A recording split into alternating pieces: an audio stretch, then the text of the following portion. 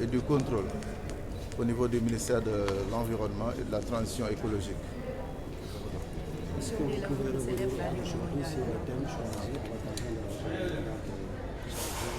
de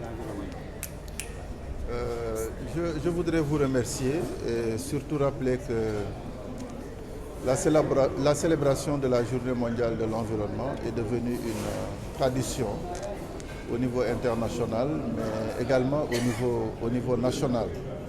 Parce que c'est en 1972, pour la première fois, que l'Organisation des Nations Unies a décidé d'organiser chaque année cette journée pour marquer l'ouverture de la première conférence organisée par les Nations Unies et dédiée à l'environnement, la conférence de Stockholm.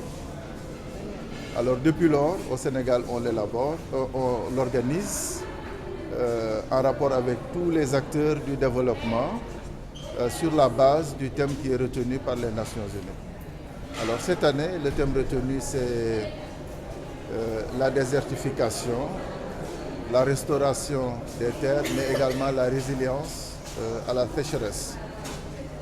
Ce thème est d'une importance capitale parce que rappelez-vous que nous sommes dans la décennie de la restauration qui a été décidée par les Nations Unies et nous célébrons également les 30 années de la Convention des Nations Unies lutte contre la désertification, qui est une convention qui interpelle beaucoup plus les pays africains qui sont confrontés à la désertification, mais également à la sécheresse et son lot de conséquences, y compris la dégradation de notre potentiel pédologique, qui est d'une importance capitale pour l'atteinte de nos objectifs en matière de souveraineté alimentaire.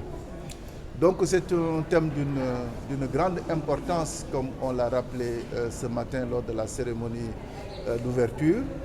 Et le débat que vous suivez actuellement avec le panel scientifique est en train d'approfondir cette thématique pour montrer un peu les interrelations avec toutes les politiques de développement que le Sénégal est en train de mettre en œuvre. Justement, quand on parle de ces politiques de développement, la restauration, où en êtes-vous actuellement? En matière de restauration, le Sénégal est en train de faire des efforts énormes. Parce que, comme vous le savez, le dernier rapport d'évaluation mondiale des forêts, qu'on appelle communément FRA, et qui est élaboré par l'AFAO, a montré que chaque année au Sénégal, on perd environ 40 000 hectares de forêt. C'est trop. Même si la décennie précédente, on était autour de 45 000 hectares. Alors pour un pays qui est menacé par la désertification au nord et la déforestation dans les régions sud du Sénégal qui abritent les derniers bastions forestiers, vous imaginez un peu comment ce chiffre est extrêmement important pour nous. Mais il faut reconnaître quand même que l'État est en train de faire des efforts sur le plan politique, mais également sur le plan institutionnel.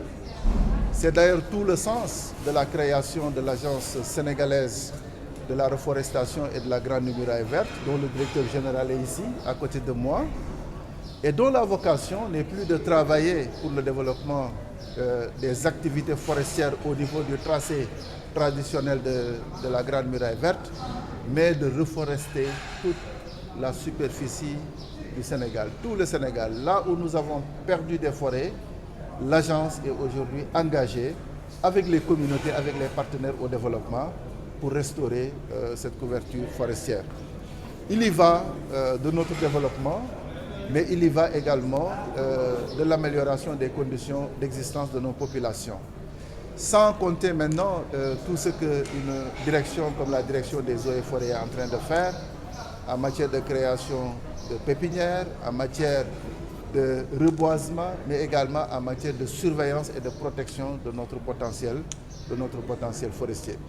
Donc c'est pour vous dire qu'aujourd'hui au Sénégal, la question forestière, la question de la déforestation est au cœur des priorités du chef de l'État. Et d'ailleurs, c'est la raison pour laquelle ce matin, en lançant les activités nationales de commémoration de la Journée mondiale de l'environnement, il a posé un acte symbolique en plantant un arbre au sein du palais de la République.